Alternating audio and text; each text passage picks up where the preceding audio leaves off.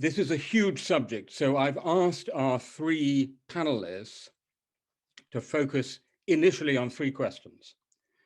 First of all, what is the state of rule of law in Poland and Hungary, measured against the somewhat complicated and sometimes slightly unclear criteria for the rule of law advanced by the EU in its different documents, including the framework and the latest conditionality mechanism.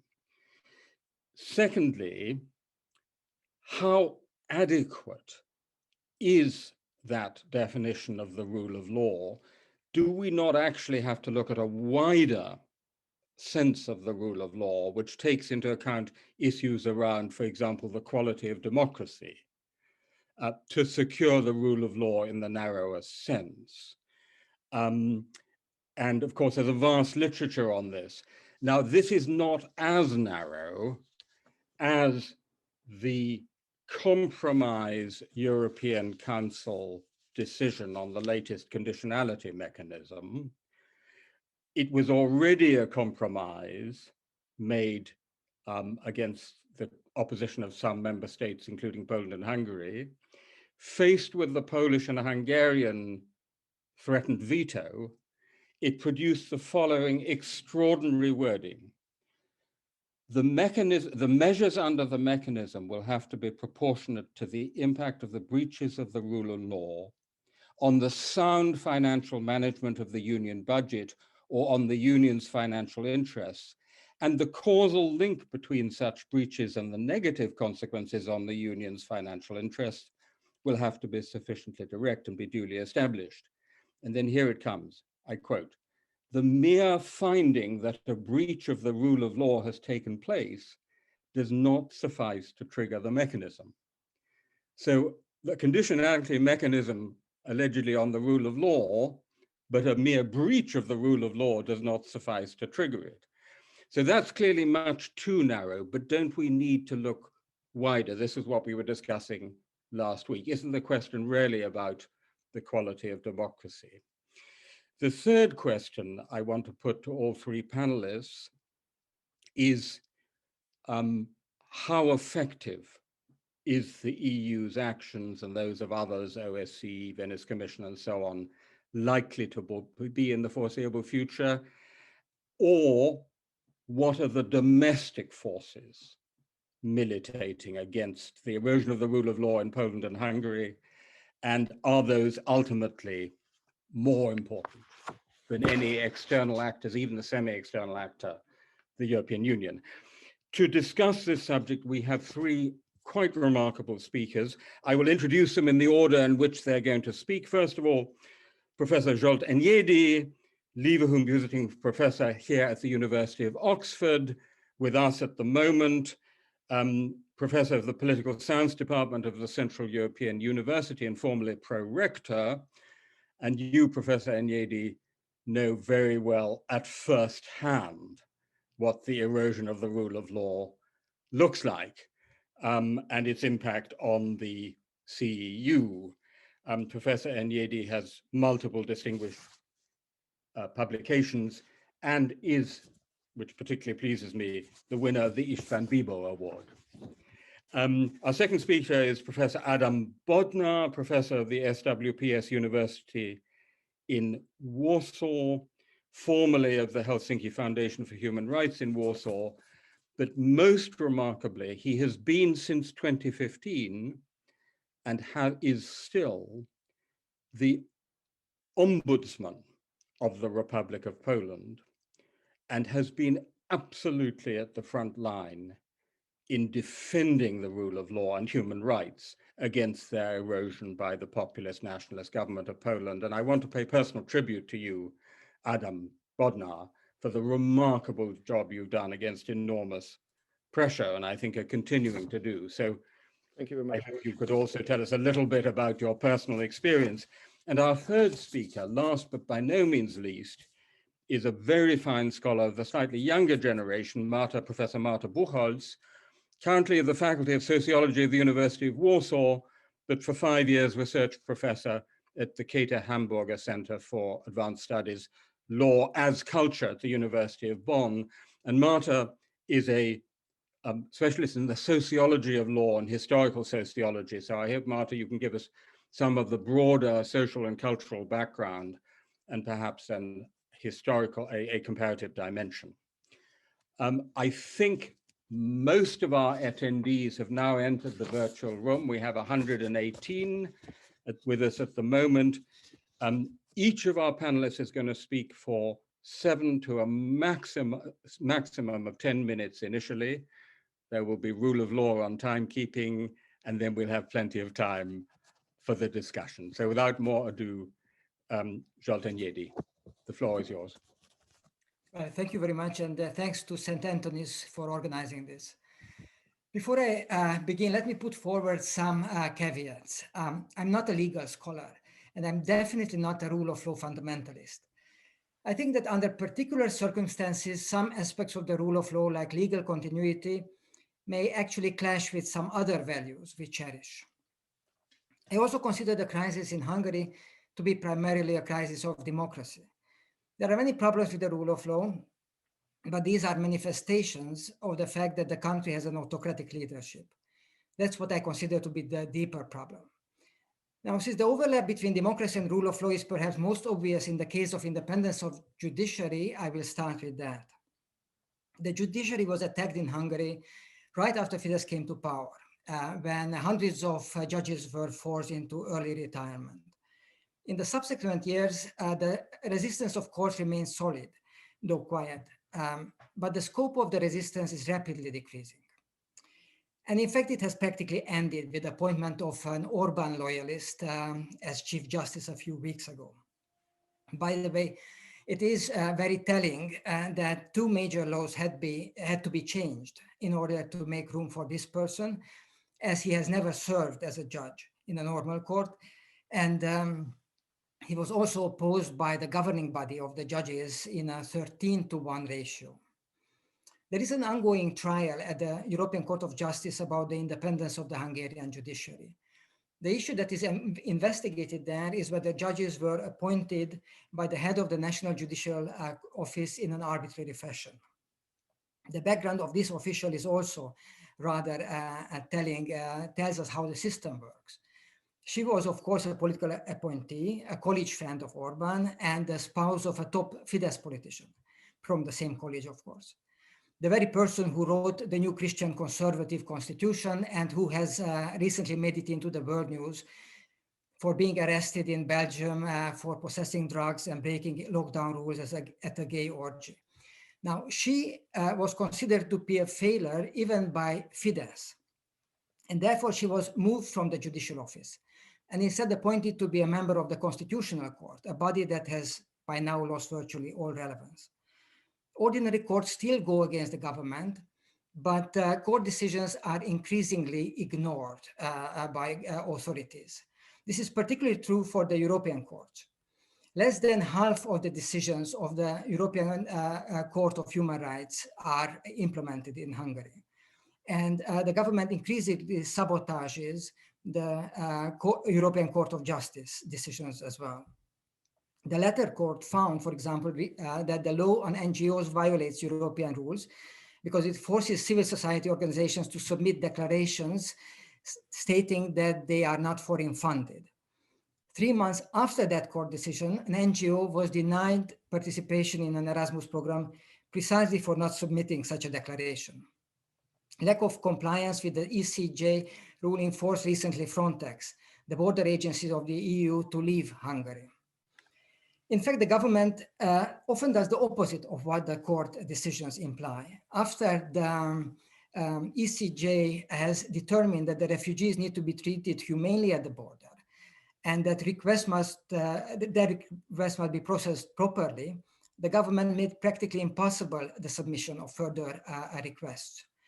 Closer to home, the court found a higher education law, the so-called Lex CEU, to violate academic freedom. Now, the officials said that, of course, they will change the law, but they will make it less liberal. Let me also point out that this particular law was passed in 2017, And the ECJ struck this law down in about half a year ago, and still nothing has changed on the ground. To me, it seems that in the context of Hungary and the rule of law, the European Union is like Alice in Wonderland. It runs very fast in order to stay in the same place. The current rule of law mechanism may be a giant step for EU, and we should appreciate it as such. But it is a small step in the context of the rule of law in Hungary. Even if the scope of it will include the independence of the judiciary in line with the wishes of the European Parliament, many other relevant issues will not be addressed by it. So let me turn to some of these other issues. The first one is the separation of powers. By now, the ruling party is in exclusive control of virtually all relevant state-related institutions, from the Media Council to the Constitutional Court. Those institutions which are not reliably under governmental control, like schools or local governments, have been deprived of their autonomy and power. The opposition in the unicameral parliament used to have many rights in Hungary. For example, it used to be mandatory to set up ad hoc committees initiated by the parliamentary majority. After 2010, this ceased to be the case. And even the working of select committees, permanent committees, is sabotaged by the majority.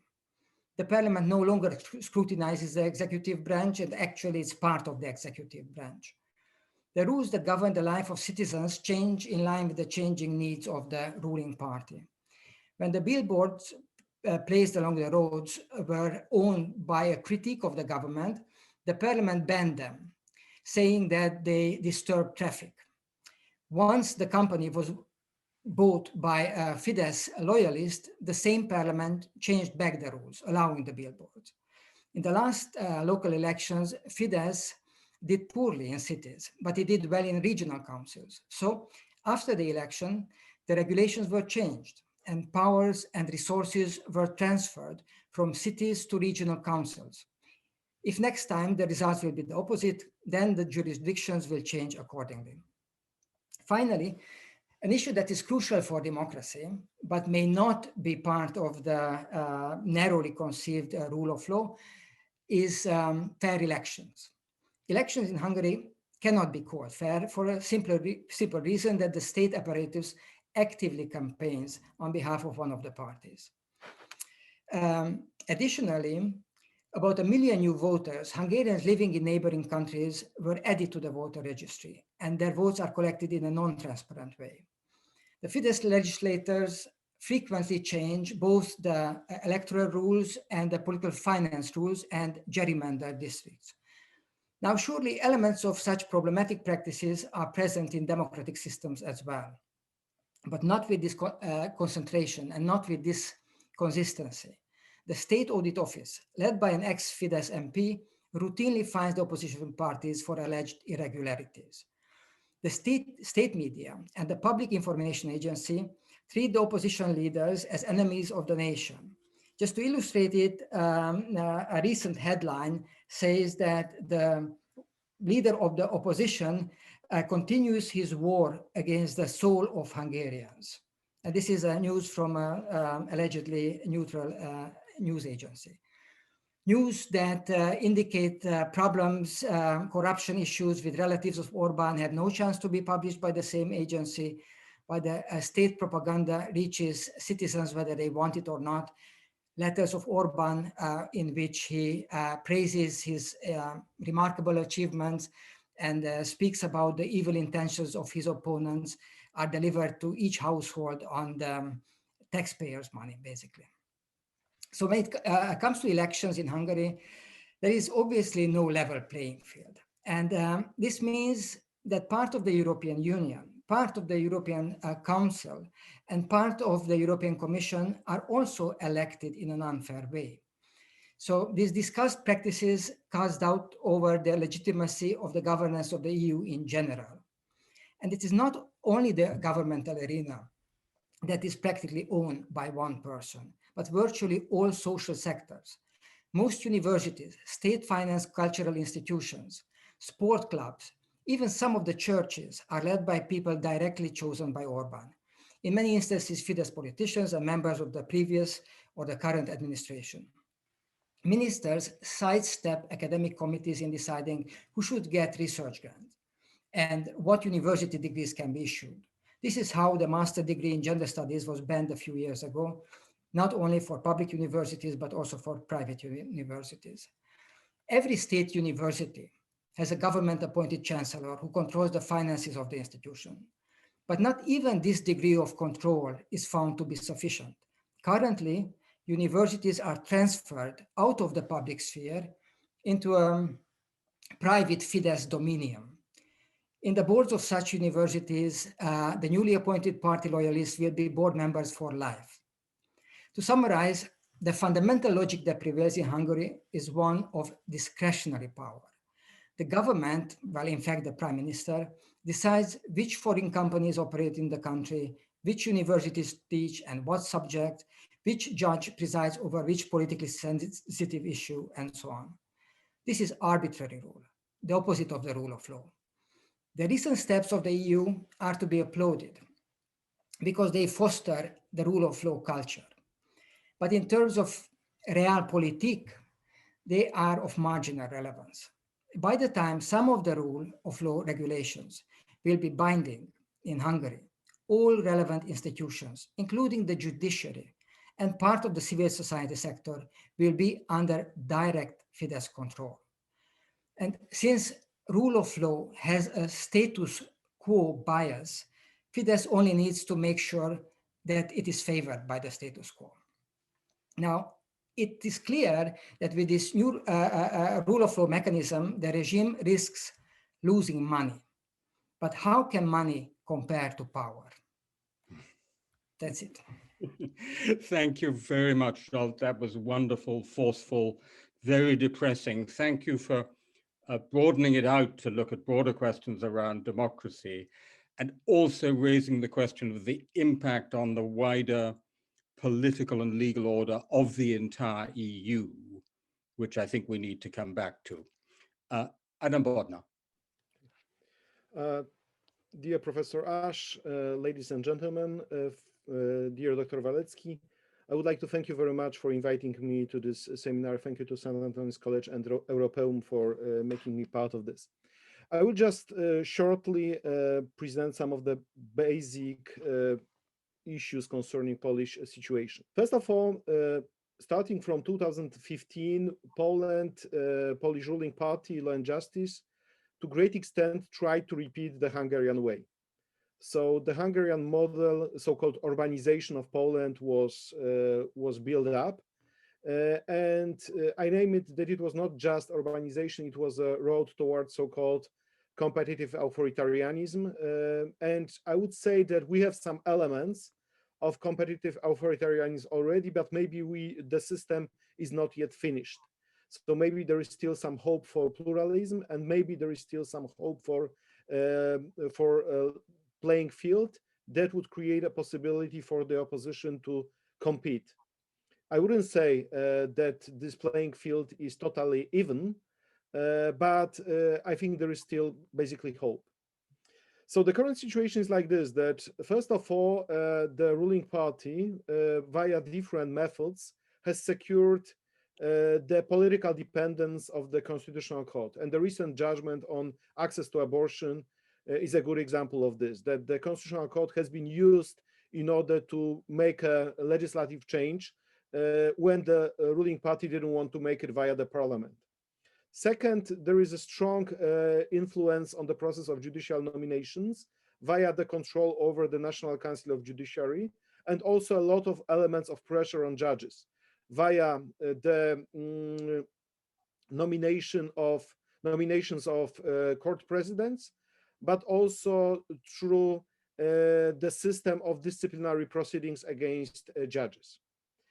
So one of the special elements of the system is the newly created disciplinary chamber of the Supreme Court, the chamber which should not, in fact, work at all as a result of the interim measure by the Court of Justice of the European Union of April 2020.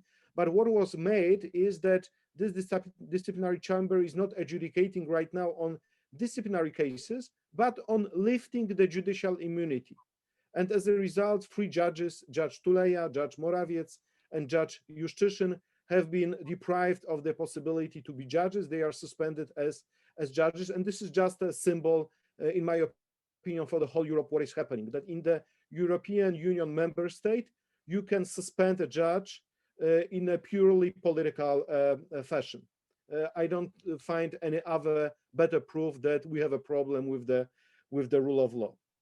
I would add also that prosecutor's office is an important player here. The prosecutor general is at the same time Minister of Justice, and the prosecutor has impact on any investigation. So it may use, and it uses from time to time, the office for political purposes, and also some cases of political accountability are basically discontinued. Also, the political subordination of the prosecutor's office makes it possible to apply so-called discriminatory legalism. So basically to start legal proceedings against those who are more or less enemies of the ruling party, of the ruling camp. And finally, as one of the elements of the system is the very strong role of the public media, which are basically the instrument of power, not an instrument of sharing information, independent and reliable information, but just an instrument of power of securing the support. And that is why OSCE, in the report on presidential elections in Poland, has stated that elections were organized properly, but they were unfair because of the involvement of the public television in the campaign. Certainly, there are some elements of pressure that help us still maybe to feel that maybe you have some, let's say, elements of the division of powers or of rule of law. So I would divide them into two categories: internal ones and external ones. As regards internal ones, I would name especially the role of judicial associations and prosecutors associations. Please note that Justitia Association of Judges, has been nominated recently to the Nobel Peace Prize, basically for their activity and for their really courageous effort to support rule of law and democracy in Poland. There are a lot of important NGO players and NGO leaders who are trying to fight against the tide, including women's rights organizations. Also, we have the Senate, which is the upper chamber of the parliament, which is controlled by the opposition. And thanks to the Senate, the process of adopting laws is a little bit slower. And thanks to this, you have some sense of pluralism. And also we have still some independent media, including powerful TV station. But I think the external pressure is also important, because it is not just European Union. Please note that there are a couple of important cases pending right now before the European Court of Human Rights. I know that those cases may not present a direct threat to activities of the government, but maybe they give some room for hope and for discussion, especially when hearings would be organized soon. Also, I think the change in the US administration in the office of the president might be of great importance, taking into account that Poland was also always a traditional ally of the United States. And finally, with European Union, on the one hand, I see a lot of cases going on. There are a lot of preliminary references made to the Court of Justice. But on the other hand, I have a feeling that Poland started to learn a game how to disrespect judgments of the ECHR, of the Court of Justice. And I think this Polish-Hungarian cooperation is basically helping in this. Second, I think European Union is simply not doing enough. I remember well that exactly 1 year ago, Vera Jourova was in Warsaw to protest against so-called muzzle law. Muzzle law has been adopted, and can you imagine that muzzle law is not yet even in the Court of Justice of the EU? It has not been yet submitted as an infringement of treaties. The law which is basically breaking the principles of the European Union integration. So basically, I would expect more from the European Union. Just 1 minute on way forward. I think that change may only be a political one at this moment. Second, I think that right now it is the role of European institutions and all the domestic actors to do everything what is possible in order to stop furthering legal reforms, especially reforms concerning media, because we have another set of reforms concerning media and also some changes in the ownership of media. And also we should fight for pluralism, because if we lose the room for pluralistic discussion, then we'll not be able to have independent and fair elections in 2023 or even before. So I think these are those three basic elements. I think to do whatever it is possible, not only by legal actions, but also by showing solidarity to those judges, to those prosecutors, to those civil servants or journalists who are subject of repression, also to activists, and also to count on some hope for real pluralistic elections to happen in future. I think that is the only chance for Poland right now. Thank you very much. Thank you very much, Adam. Thank you also for highlighting the activism and resistance of the judges themselves. It would be interesting to hear about that in Hungary, and also specifically media pluralism, which seems to me one of the absolutely crucial areas, particularly in Poland in the next year or two. I just wrote a column about this in The Guardian. TVN24, Agora, Okopres, Onet.pl. These are large, genuinely independent media, which you don't have in Hungary. And it's a crucial aspect of the fight back. And it sometimes concerns me that so much of the focus of the EU is on, as it were, rather narrow questions of rule of law, that they may be missing something which is politically at the moment even more urgent. That's just a quick comment from me. Thank you so much. Marta Bucholc. Yes, thank you. Thank you very much. Thank you, Timothy, and thanks to the organizers for having me here in this distinguished company and for allowing me to offer a somewhat different perspective on the gloomy subject we are discussing today. And I would like to discuss 3 points very quickly. And these 3 points will be 3 things for which the current state of affairs in Hungary and Poland is very bad. First of all, it is very bad for law.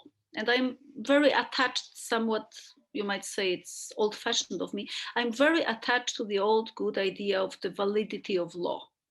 And validity of law relies on this very subtle kind of, well, let's call it fiction, on the belief of people that something that is man-made, human-made, can really be binding on them. That is why it is very bad for the people to really realize how close law is to the politics, how close the connection between law and politics is.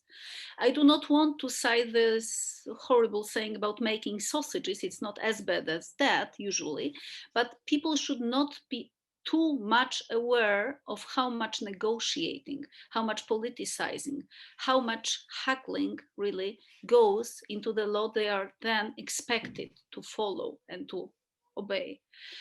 That's why the current situation, which is in fact, and the financial mechanism which was mentioned in the introduction to our discussion is the best example for that.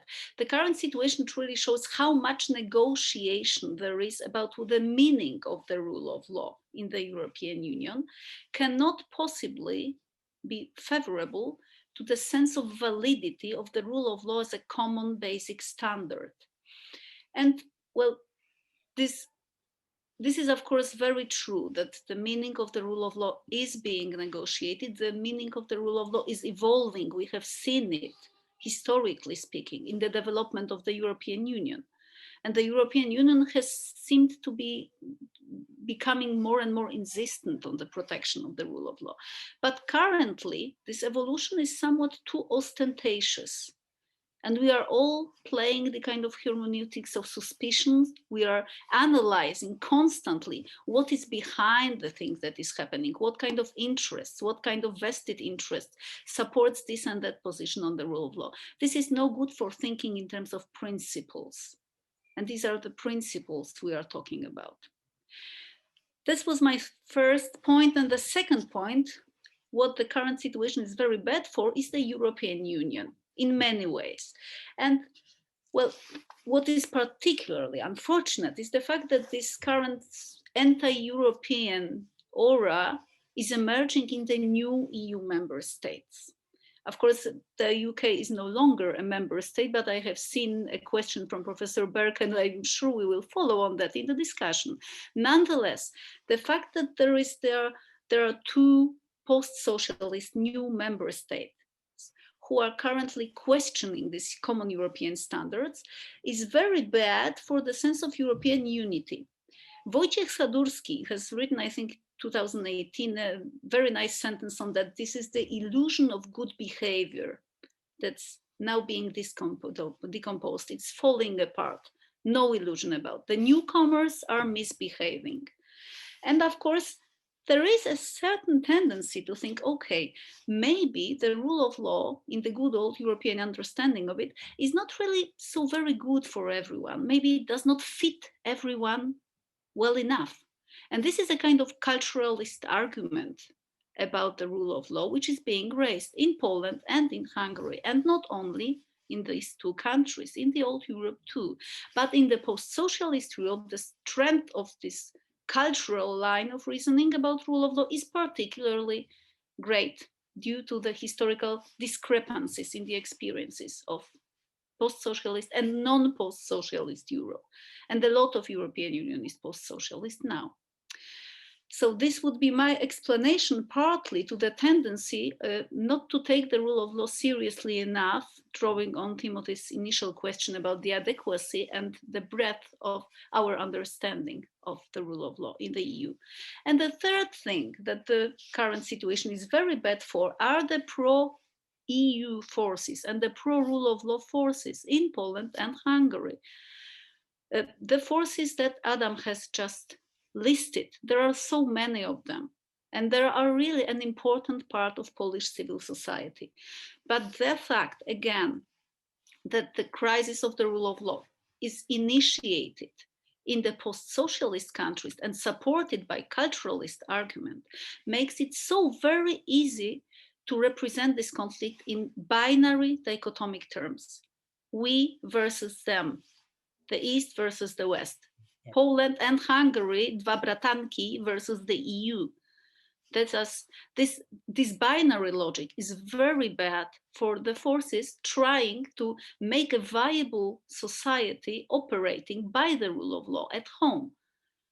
And this binary logic makes the conflict, the internal conflict in our both countries, seem unbridgeable. And I'm very convinced, and this will be the one silver lining to this gloomy picture that I would like to end my first remarks with, that this can really be done, bridging this division, if we can only stop thinking in the dichotomic terms. Thank you. Thank you very much, Marta. That was terrific. You quoted Wojciech Sadurski on the illusion of good behavior. I would add the pretense of good behavior.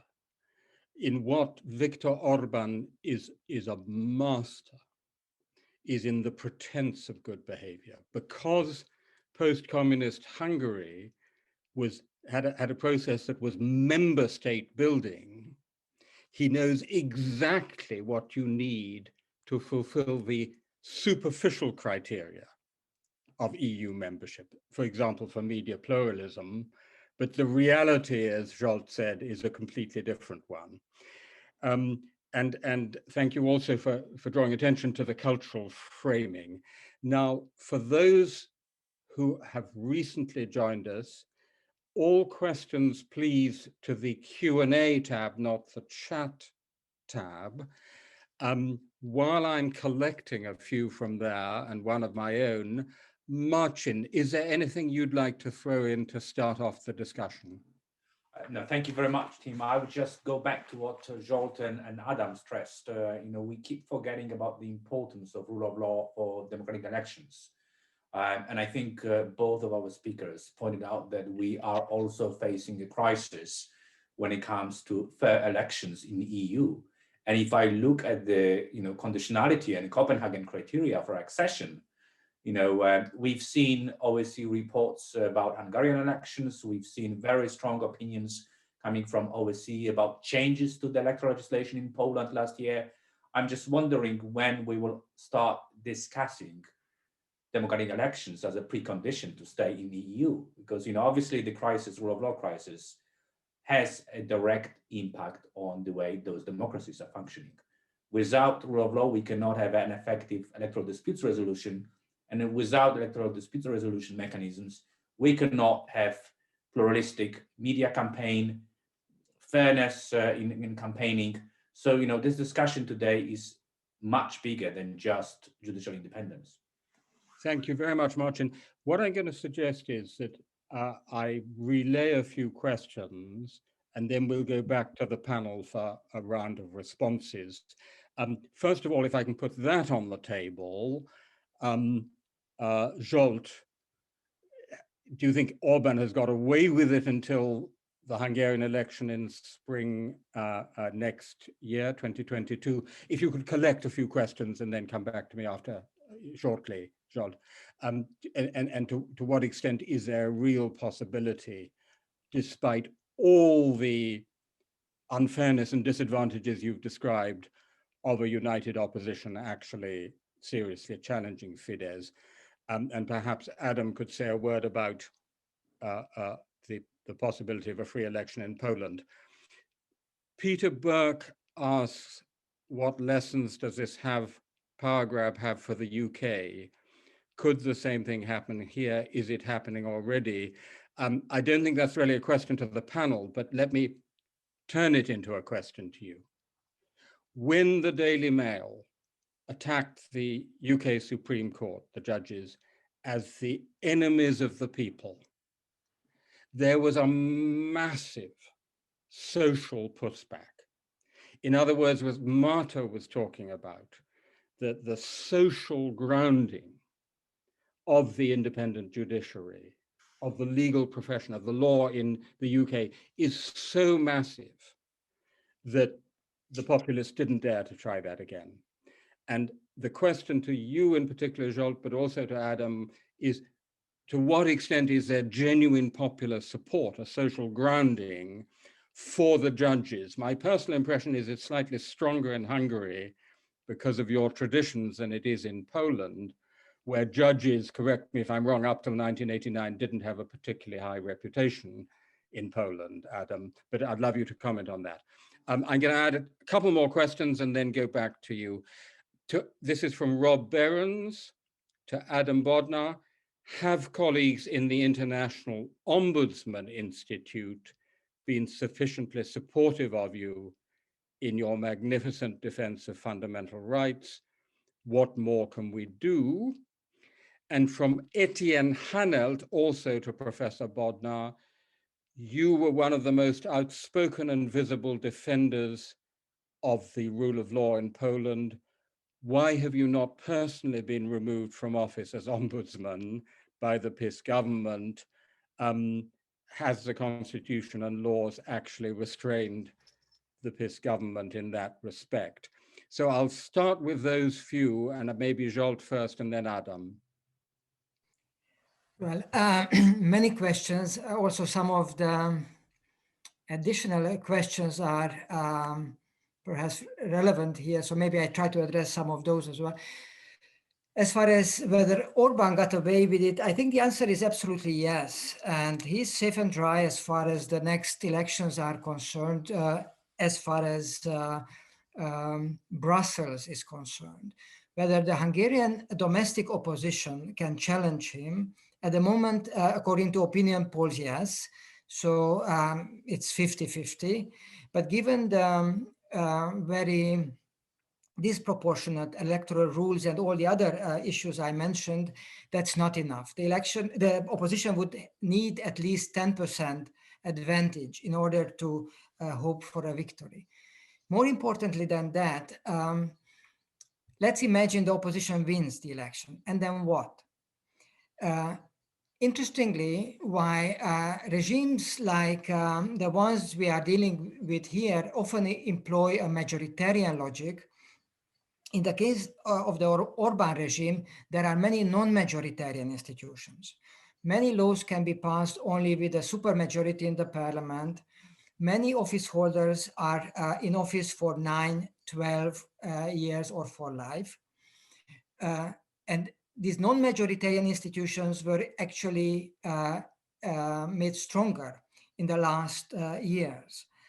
But none of them works in a non-majoritarian fashion at the moment. They will start functioning in that way once the opposition wins an election. So the opposition will not be able to govern without actually maybe violating some aspects of the rule of law, or at least going back to some of the fundamental questions. What do we mean by rule of law when some of the explicit regulations contradict equality, contradict some of the basic principles we hold? Then there were questions about whether the European Union is slow and whether the European People's Party has done enough. And clearly not. In case of Fidesz, it's very spectacular. And indeed, as Milada mentions in one of the questions, there is the question now about the very identity of EU as a liberal democracy. Luckily, and it can be an unintentional byproduct of the fight between Fidesz and Brussels, maybe at least in terms of rhetoric, EU does anchor itself more clearly to these fundamental rules.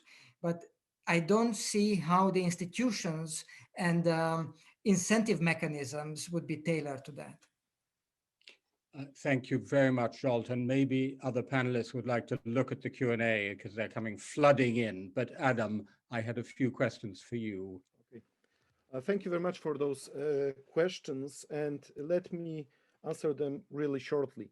First of all, free elections. I think that there is no real risk of some falsification of elections in Poland because the whole system is very much decentralized. And I think this is one of the biggest achievements, that the system is so well organized that you can really count on the level of every county the result of elections. You can check your candidates and there is like a very low risk of falsification. But the problem is everything what happens before.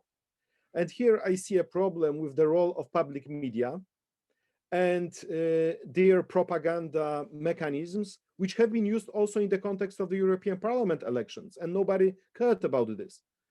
Second, it is the use of public resources for political campaigning, like the Prime Minister visiting all different cities saying that if you vote like this, I will give you money for this and this investment. So something like a, political corruption type of thing. And also discriminatory legalism actions against political opponents. So just to target them and just to present them in a negative way in the context of elections. So the mixture of those elements gives you a possibility to achieve this competitive edge over other players in elections. And I'm very much afraid of this. And I think the opposition should be aware of this. And also, in my opinion, only the unification of the opposition is giving a chance to compete on equal basis. When it comes to judges, you are very much right that judges didn't have much of sympathy of the people, but not because of their statutes, I would say, but because of the general problem with efficiency of the justice system. Backlog of cases, length of proceedings, inefficient courts, sometimes poor reasoning. But I would like to mention that there is a certain paradox in all those changes, that on the one hand, the ruling party is trying to deinstall all different institutional elements of the judicial independence, but on the other hand, we have 10,000 judges. And with those 10,000 judges, it is not so easy to install a certain mindset into their brains. They still behave, a lot of them, in a very independent and very integral fashion. Even, yesterday, one of the courts in Poland has adjudicated the record compensation for jailing unjustly one person for 19 years. And the amount of compensation was 3 million euros for 18 years, for all those 18 years. This is really a record case. But more importantly, we have a lot of cases concerning detention of demonstrators. We have cases concerning consequences of the pandemic and the abuse of regulations by the government. And in many cases, judges behave really properly.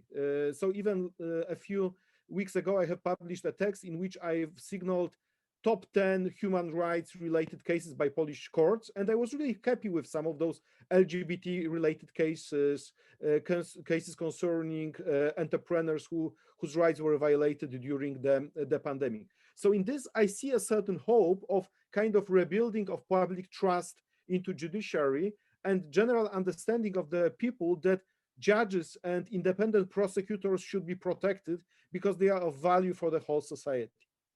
The question by Ombudsman Berens, thank you very much for this. I really appreciate, I highly appreciate the support given by the International Ombudsman Institute.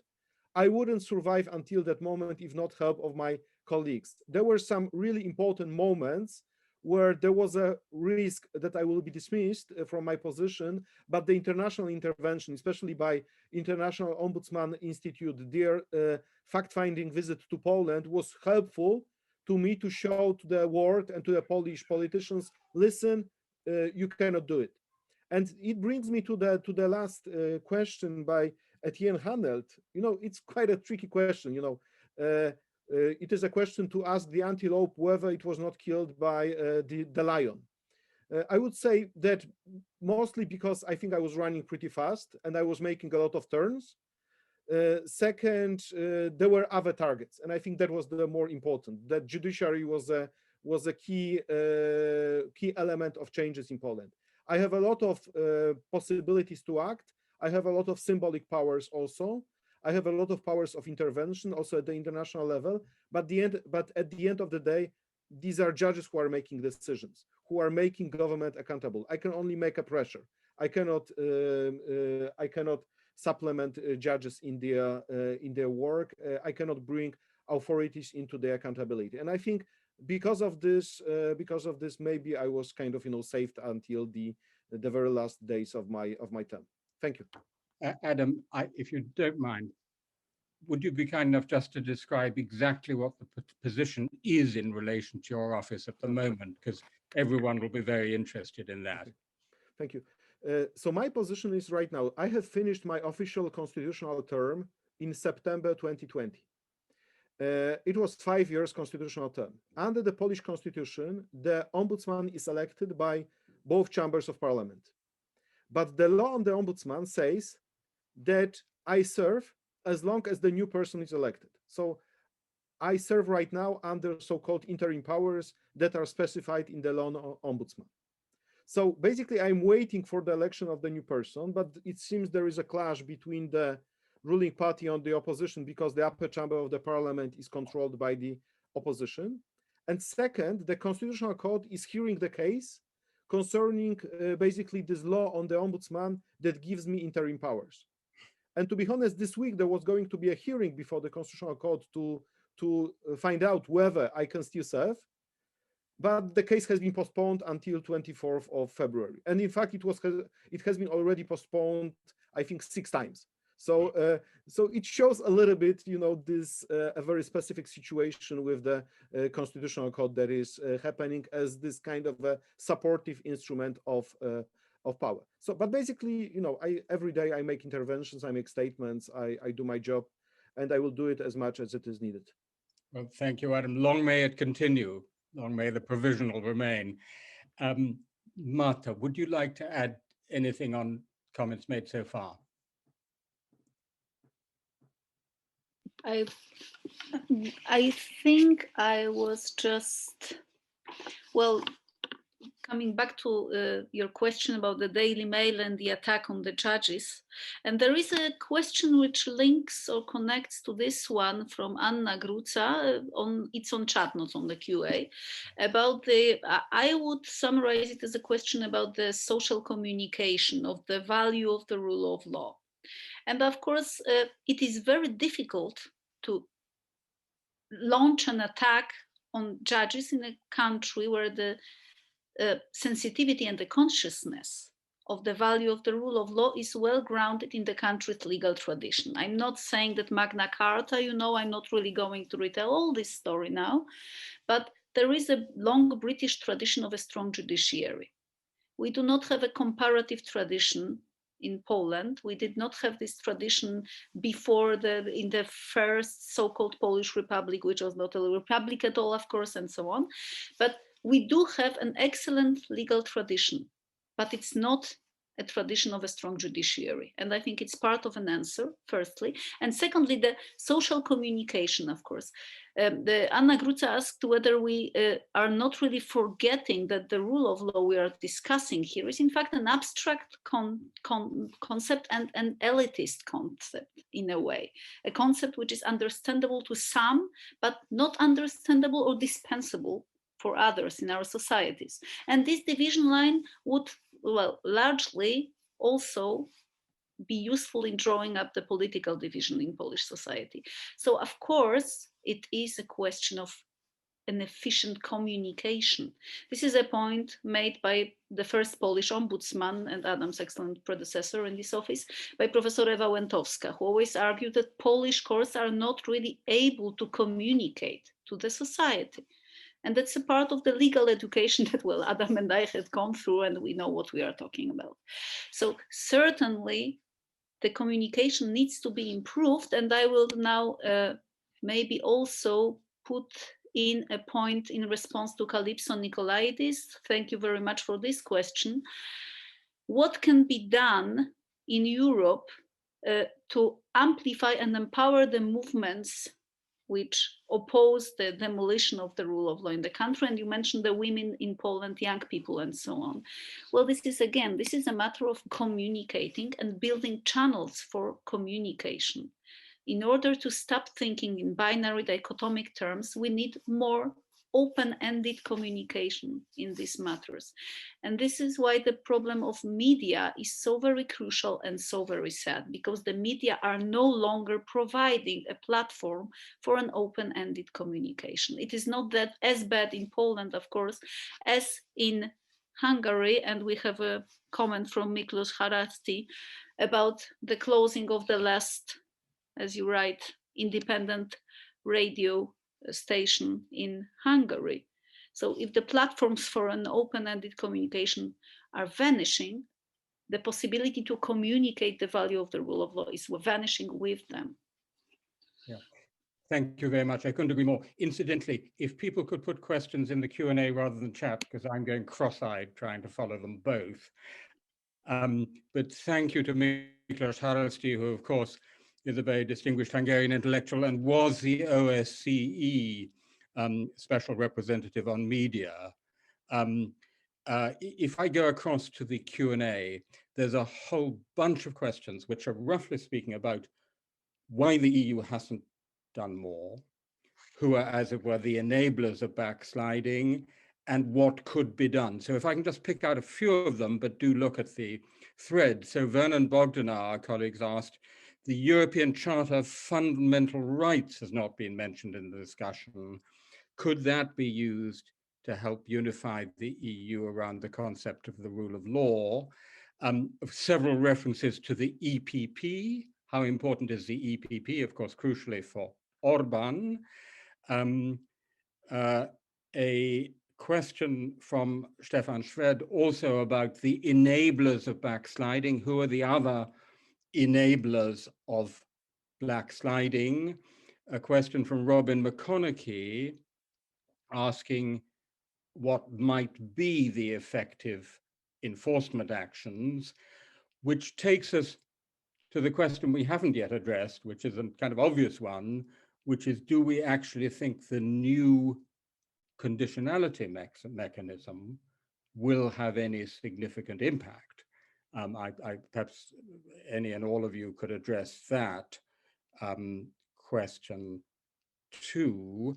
And then from Milada Vahudova, our colleague, I think a very good question. Do we think it is the project of Viktor Orban and of peace to divorce EU membership from the regime type of liberal democracy? Do we think there is a conscious project to decouple EU membership from regime type of liberal democracy? Who would like to start off on that set of questions?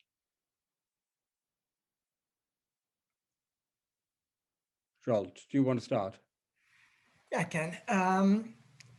I think there were many who always thought of EU as being fundamentally an economic enterprise and not a principled moral and political project. But indeed, now a decision must be made about this issue given the challenge posed by Poland, Hungary, and who knows, maybe in a year from now, Italy and some other countries.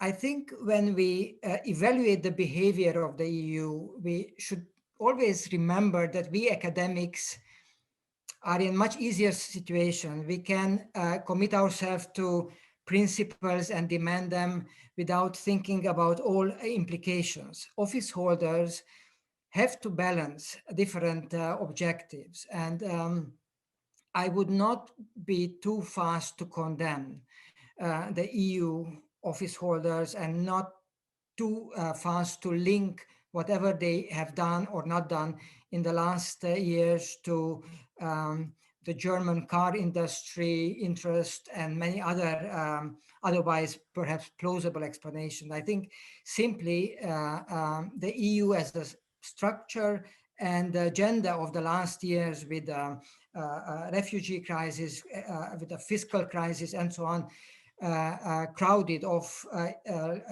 such issues like rule of law from the agenda.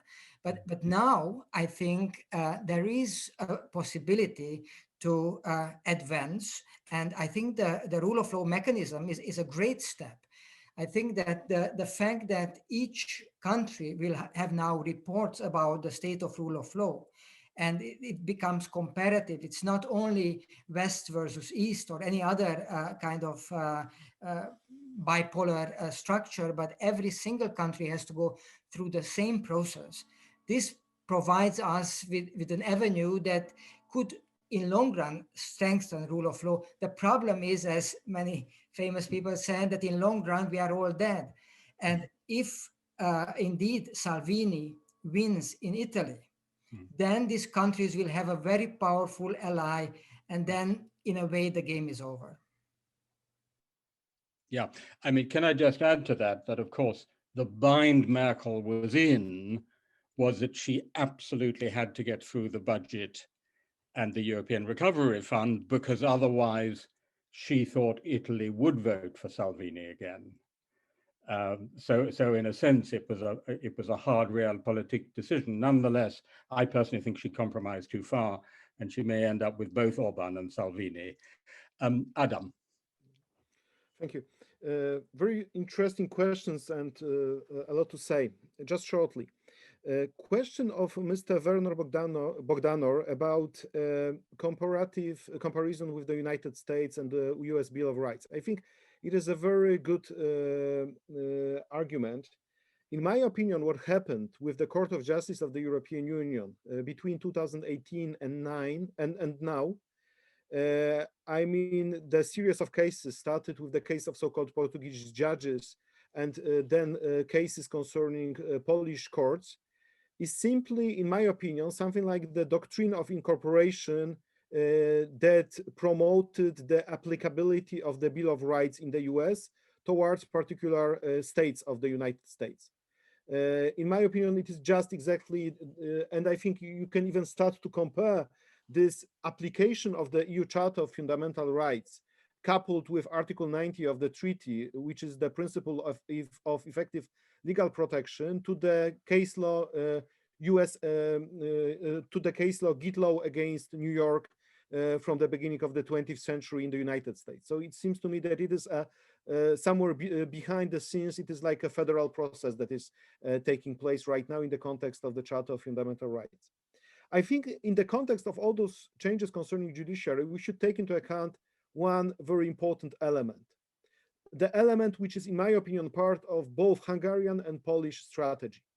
It is the element of time, and element of time and bad faith. You pass law, you achieve certain results, you make changes domestically because you know that anybody internationally will react to this within 3 months, half a year, 1 year, 2 years. But within 2 years, you are in a completely different position. You have already changed the reality on the ground.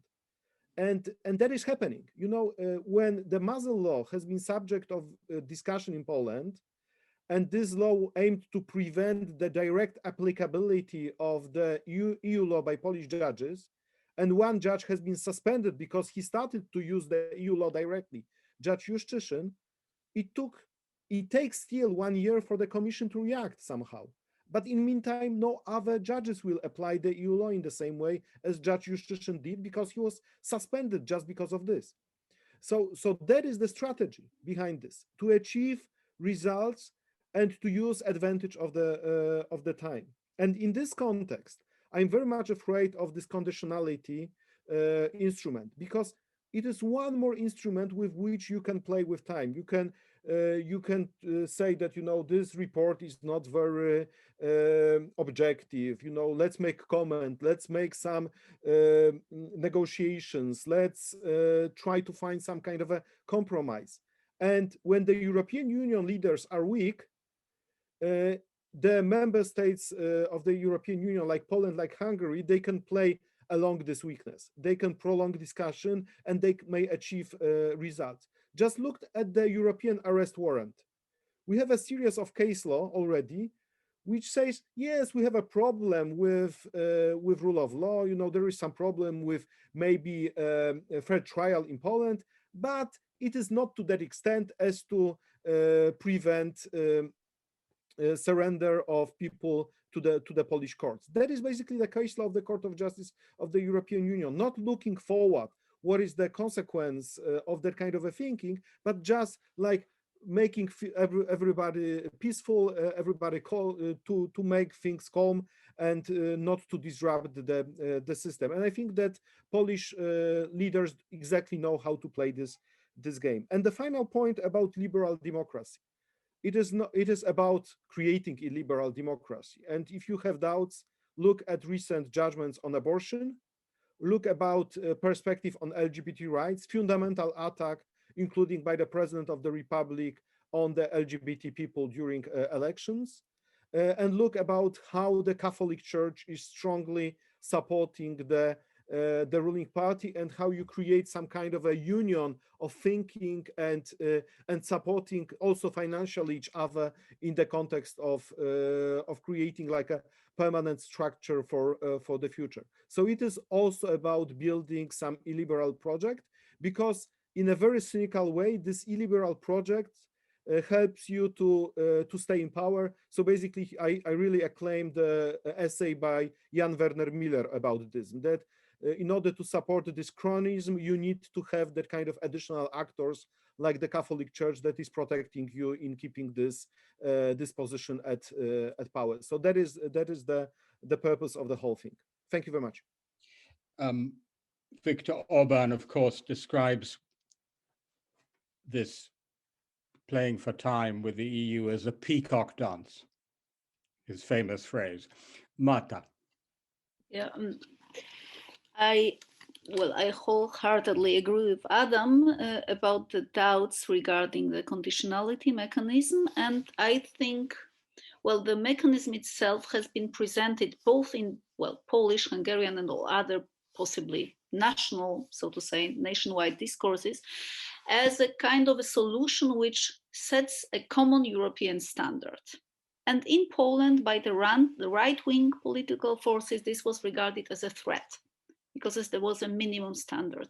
But if we regard it differently, this is really the space, setting up a space for arguing about how much the member states may differ about the principles. I'm not using the word principles to respond to Zsolt very shortly in a very principled way. I'm just referring to the kind of narrative that's being established in the EU about the rule of law. It's being represented repeatedly as a kind of a common principle. But if you scratch it a bit, then it turns out, okay, it's really a conglomerate of various interests, debates, and negotiations. It's an outcome of a process that has mostly something to do with too many actors speaking at the same time, and that cross purposes to that.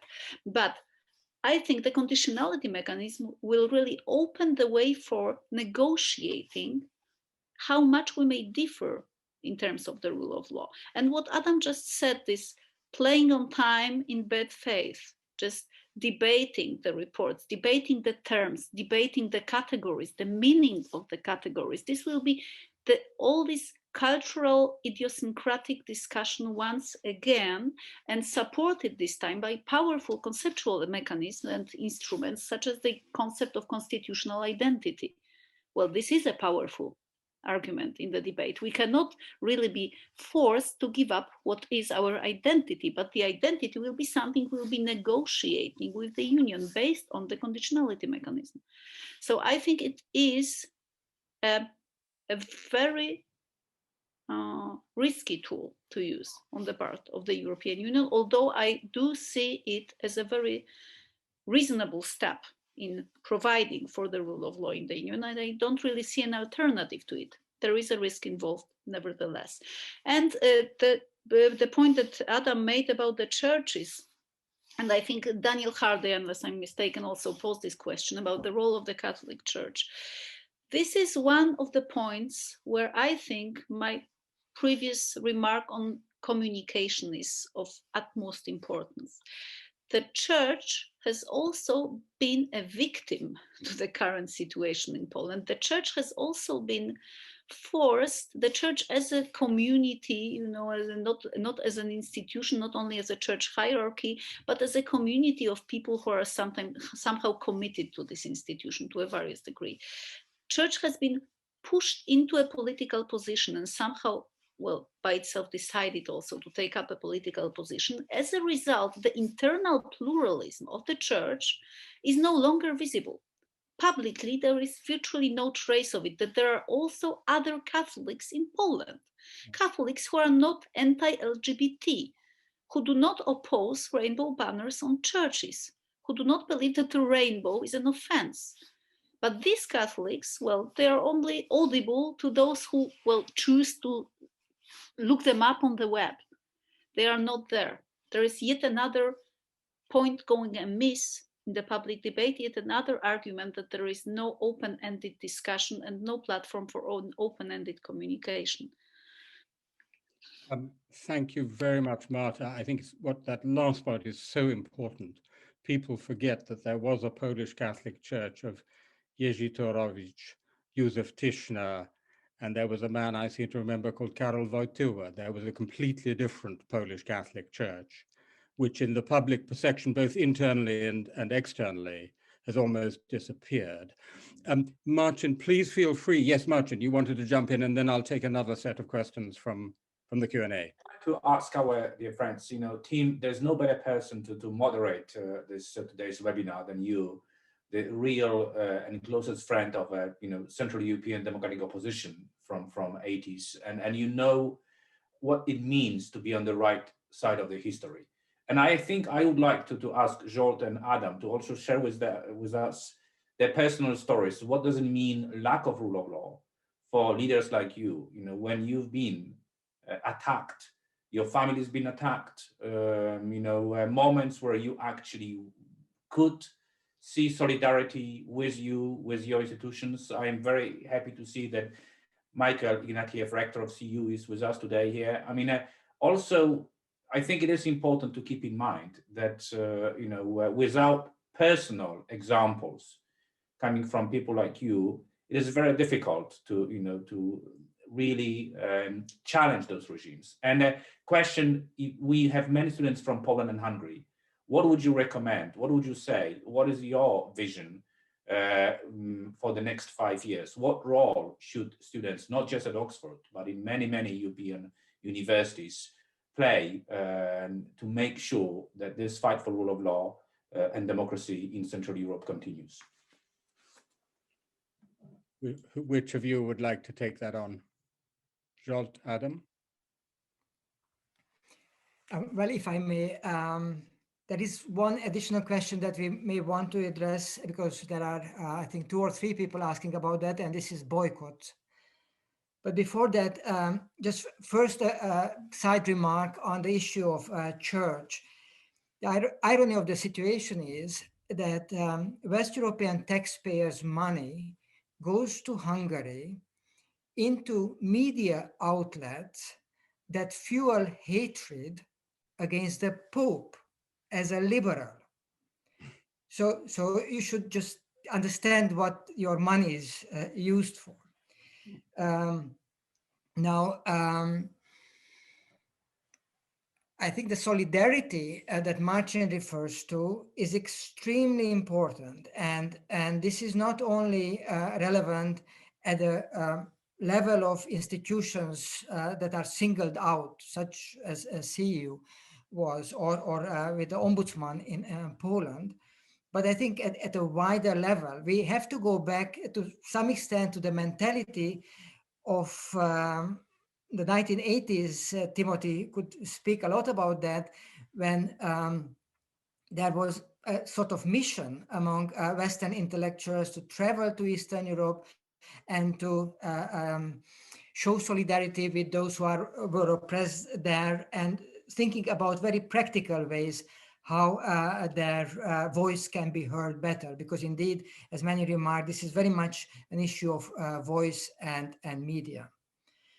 Now, I think that EU cannot achieve much with these mechanisms that we have discussed so far, because they are minor incentives. They are meant to nudge actors who have dilemma to which direction to go. But at least when we talk about Fidesz, there is no question. There is no question whether there is good faith there. So nudging an actor like that makes no sense. Mechanisms such as Article 7 would have been much more effective had they been properly used, and it's extremely sad that they are dead by now. And although it's true that black and white kind of dualism, when it comes to things like rule of law, dividing East, West, and so on, are dangerous, at the same time, there must be some red lines. And in case of Slovakia, obviously, back in the 1990s, we saw that Eastern Europeans do react positively to the question, do you belong to us or not? If it's put in a way where it's not only about sanctions, about certain amount of money being allocated differently, but the question is put, do you agree with these fundamental principles? Do you want to be part of our community or not? Then the majority of East Europeans in Poland and in Hungary will answer yes. And finally, coming to this question of boycotts, I think they don't work. The experience that we see in countries like Serbia, they indicate they don't work. They don't work for many reasons. The opposition actors are not trusted enough by the society, and there will be always parties, actors on the opposition side who will jump out and try to use the opportunity to become senior political players. So therefore, I think it's not boycotts, but some sort of canvassing, door-to-door campaigning that has been done in the past. This is the only way to mobilize the opposition. Thank you very much, Zsolt. Adam, would you like to take that question directly from Marcin? Yeah, exactly. Thank you, Marcin, for making this question. Maybe I will not concentrate on myself so much. I will just tell that it's kind of like a situation when there were some moments I was subject of some hate language, hate aggressive speech, including by some top officials. I was sued by the Polish public television as a private individual, which was quite a strange situation because my role as the ombudsman is from time to time to control the operation of the public television, and they sued me with a private lawsuit. So it was like a typical so-called slap lawsuit. I have won before the court of second instance, but right now the case is pending before the Supreme Court. Once there was quite a terrible story because the public television started to disclose some private details from my private life, which was not really nice, to be honest. But I think when we are talking about victims, I think, if you are a judge who is suspended just because of the content of your judgments, that is really something terrible. And we have 3 judges like this. We have a lot of judges who are facing a lot of personal sacrifices due to their work. Recently, I've made a podcast with one of the prominent judges, Waldemar Żurek, can you imagine that he's having altogether 20 lawyers who are representing him in all different cases he's having. And he's really the most courageous one. He started his action, his prominent speaking about rule of law already in 2015, when many judges were not even noticing yet that the danger is coming, that the winter is coming. But recently we had a case of prosecutors who have been compulsorily delegated to work in some units of the prosecution service, which were 400 kilometers from their place of residence. And the decision has been made on Tuesday in order to start for them work in this prosecutorial units on Thursday, without taking into account their personal situation, without whether they have kids, ill parents, or whoever they should take care of. So this is, these are things that are happening basically on a daily basis. I think the question about what students may do, I think it is really important that students, first of all, should be interested what is happening in Poland. If they are interested, they should think about following work of different serious non-governmental organizations, or also giving something like a solidarity support to judges, to journalists, to prosecutors, to activists that are subject of different repression, organizing meetings, creating some, collection of funds, putting a pressure on maybe some embassies that they should be more interested into certain issue. But I think what is especially important is the use of those communication techniques we are having in order to promote values.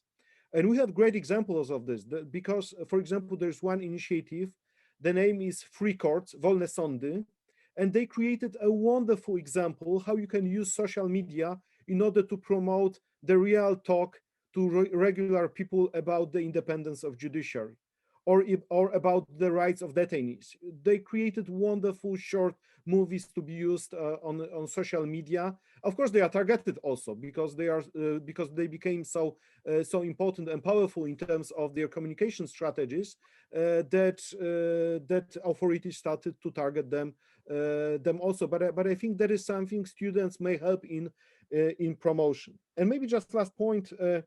I saw that Professor Mary Hunt was asking about Venice Commission. I think that reports by the Venice Commission were just wonderful, and they were very prepared in a very timely manner. They didn't concern only judiciary, constitutional court, but also prosecutor service, also surveillance powers of police. The problem is that international community, but also Polish political opposition, didn't make a follow-up to those reports. So we have basically everything is set already. There is no doubt what is happening with the prosecutor's office in terms of international standards or with surveillance powers by secret services. But there is nobody asking question, okay, so what is the follow-up of this? Greco is saying that Poland is violating all different standards. and nobody's interested in following up to this report in a situation when Poland is just dropping every year in all different international rankings. So here I see a role of different international organizations as well as different EU member states to make a follow-up to existing documents, whether it is ODIHR, OSCE ODIHR, whether it is the Venice Commission. I think we would be in a much better situation than when we would have such reports. And just to give you one example, tomorrow there is going to be one report published by a special fact-finding mission created by Congress of Local and Regional Authorities, and they will deal with this so-called LGBT-free zones in Poland. I have seen the draft of this report, and I think it will have a great impact on the discussion. But the whole discussion is not only about women's rights, situation of judiciary, or LGBT rights.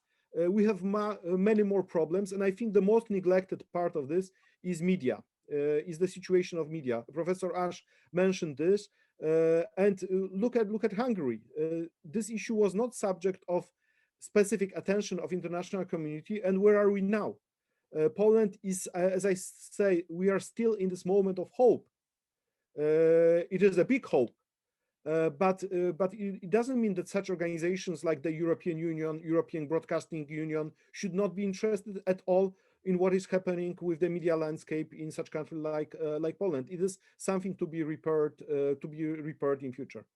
Thank you very much, Adam. What I'm going to do now, and we have a tsunami of questions and comments, but we're coming towards the end of our time. So if you don't mind, Marta, I'm going to put out a few more of the questions and then come in reverse order, starting with you. We've gone a long way already to address our colleague Calypso Nicolaides' question, which is basically what can we do to help? We as individuals, as scholars, as students, as activists. But there's a few more, and there were questions about Article 7 and about Venice Commission, which you've addressed. There are a few more specific ones.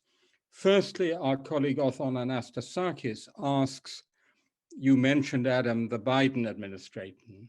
How significant do you think in these two countries the impact of the Biden administration could be in pushing back against Central European illiberalism? Our friend and colleague Dan Kellerman, Professor Kellerman, who's of course written very eloquently about this subject, asks a big question. What sort of crisis do the panelists think it will take before the EU can escape its current, open quotes, authoritarian equilibrium, which is his term? Clearly, the Commission and Council are refusing to act to defend democracy and the rule of law at the moment. How widespread would domestic protests concerning autocratization have to get before the EU might change its approach? What if the regimes turn to violence? So that's another question about the EU. Dominic Hillerman asks, quite simply, what should the EU strategy look like? Putting Hungary and Poland into the same villain basket, or dealing with them separately, like carrots for Poland and sticks for Hungary?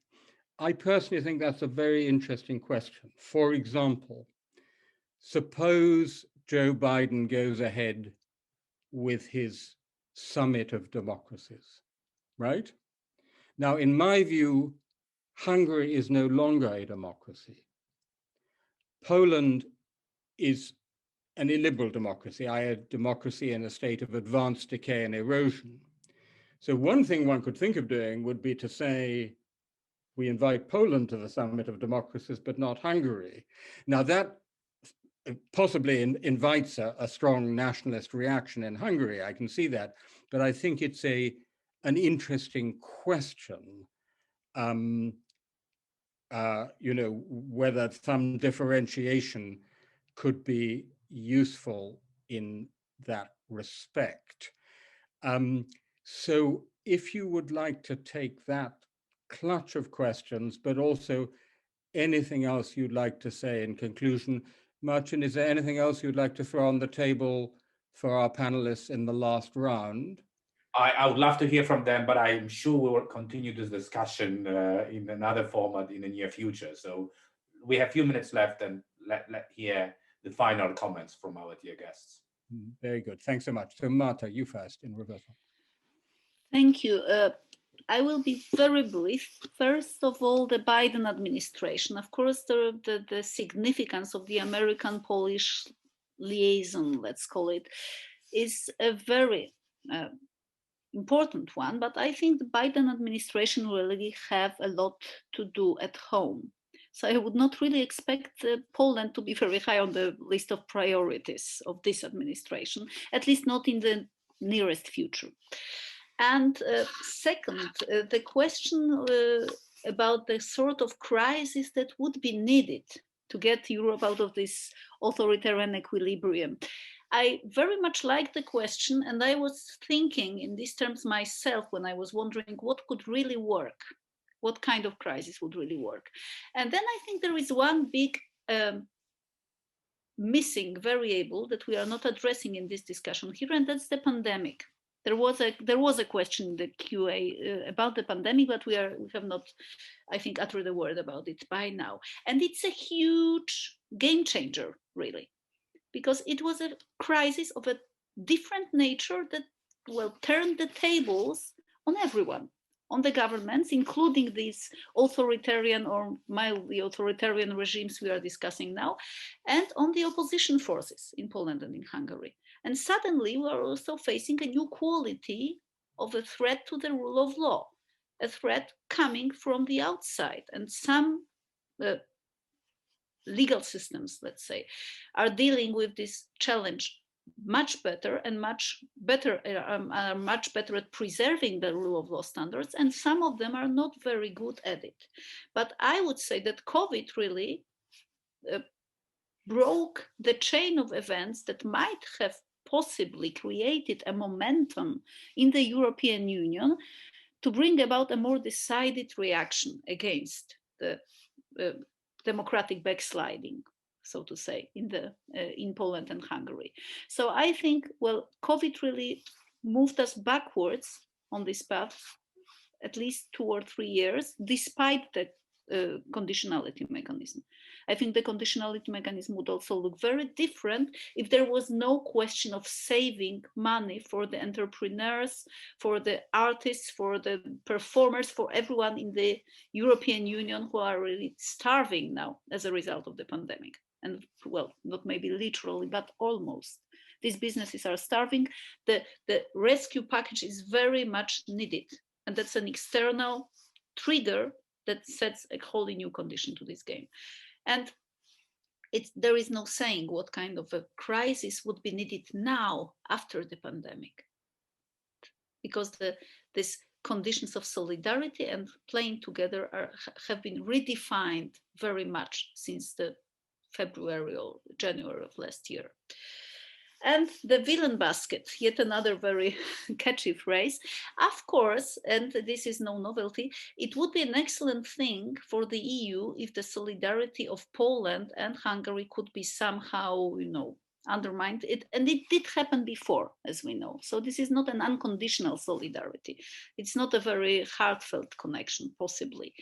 But I do not think it can really be done where we stand now, and especially under the conditionality mechanism.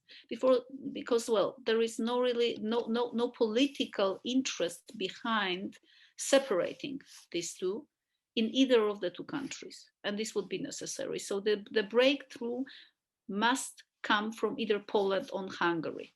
There must be an interest there, and there isn't any interest now, quite to the contrary. So I would be pessimistic about that one, really. Thank you very much, Marta. Adam. Thank you very much.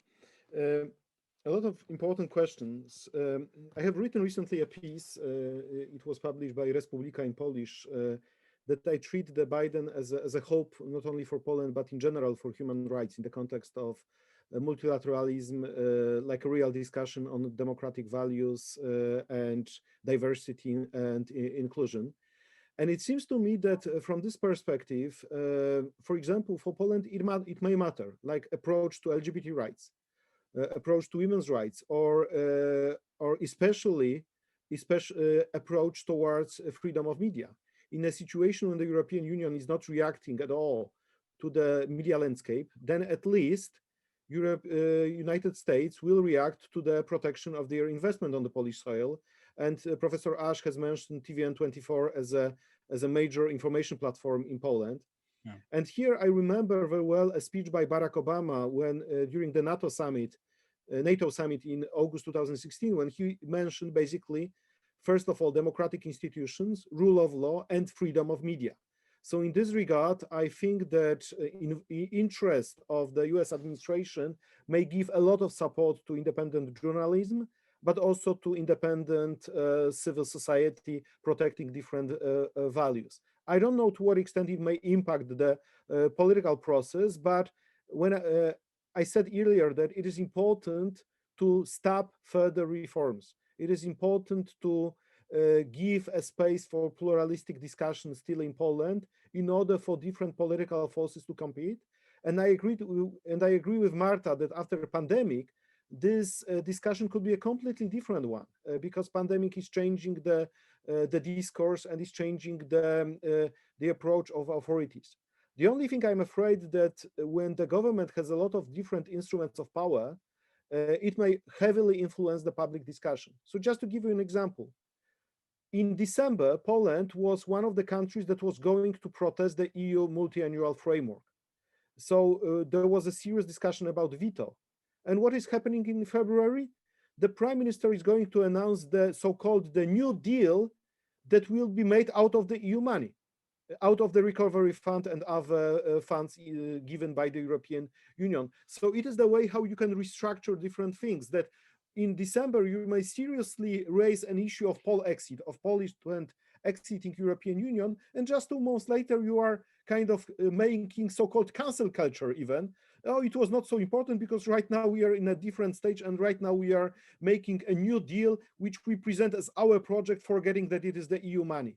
So I'm afraid of that kind of strategies which with the support of public media could be quite well used for the daily political purposes. I think answering to questions of Professor Kellerman, I think we are already having violence on streets. When you are having demonstrations that are brutally dispersed by the police, with the use of so-called police kettles, with the use of tear gas, with a lot of violence, and it is kind of a strategy to disrupt the demonstrations this way, you start a question to what extent really you protect rights.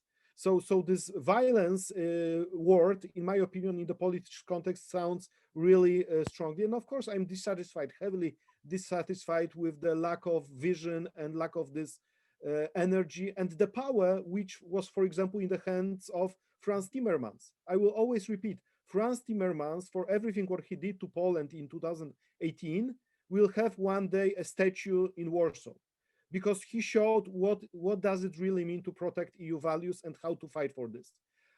Vera Jourova is trying hard, but she's not having enough political support to do it really strategically and long term.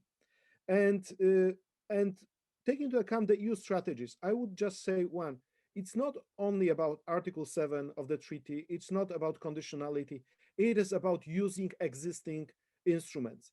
It is about putting a pressure on enforcement of treaties.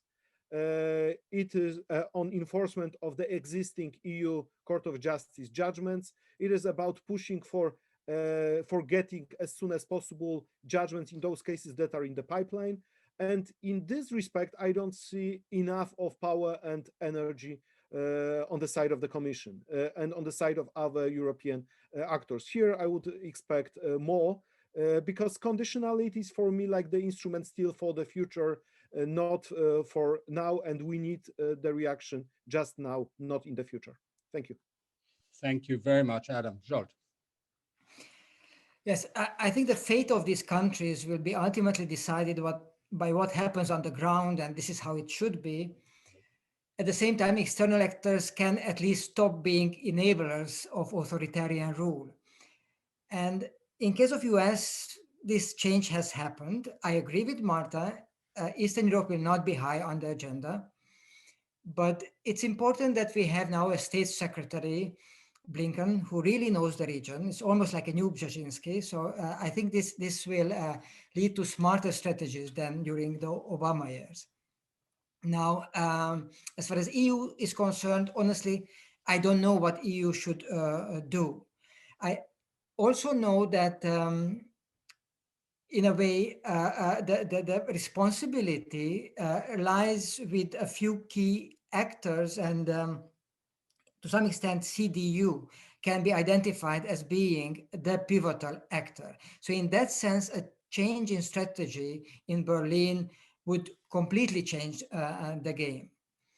But maybe the change will not come from the top. Maybe the change will come from the bottom, in the sense that if courts in countries like the Netherlands and many other West European and other countries will stop accepting the decisions made by courts in authoritarian countries, then EU will face a need for action, because it will fall apart unless unifies somehow its legal system, because it will be bad for business. So maybe ultimately it will be business that will bring us back freedom. Well, that's a wonderful paradox to end on. Thank you all very much. I have to say, if one thinks back over the last 40 years, how so many people in East Central Europe believed in Europe and believed that the return to Europe was going to go hand in hand with and reinforce the transition to democracy. It's really quite shocking to hear Zsolt saying the best we can hope is that they will stop being enablers of the illiberal erosion of democracy. But I'm afraid in the case of the EU, that is where we are, because what we haven't mentioned is that while all these ineffective mechanisms are being applied, at the same time, both these governments are getting billions of funds from the EU, structural funds and now recovery funds, which are essentially in the hands of central government to be used for their own purposes. So if you make a balance of what the EU has done to constrain against what it is doing to enable, arguably it comes out at the moment on the enabling side, which is a very depressing conclusion to find. In other words, the internal normative power of the EU is much, much less than we were led to believe. The other thing I take away from this, which is slightly unusual from an academic seminar, is really a call for solidarity. Something close to my own heart. I mean, Adam, I think one of the most moving demonstrations in Warsaw was actually the demonstration of judges from all over Europe. That was an extraordinary symbolic gesture of solidarity from other Europeans, which, by the way, had great media impact, which is crucial in all such cases. Support for the independent media, the single most important thing for us to do in Poland over the next 2 years, in my view, without exception. Support for NGOs, support for universities, support for the women's movement. Alas, we're back to a time where solidarity between peoples is as important as the normative power of the institutions in which we once believed more devoutly and perhaps more naively. With that, I want to thank you all very much. First of all, Marcin, for initiating this, and then to all three of you, Marta, Adam, Zsolt. It was a superb discussion, and we are hugely in your debt. And let's hope we can meet for another more optimistic webinar in a couple of years' time. Thank you so much.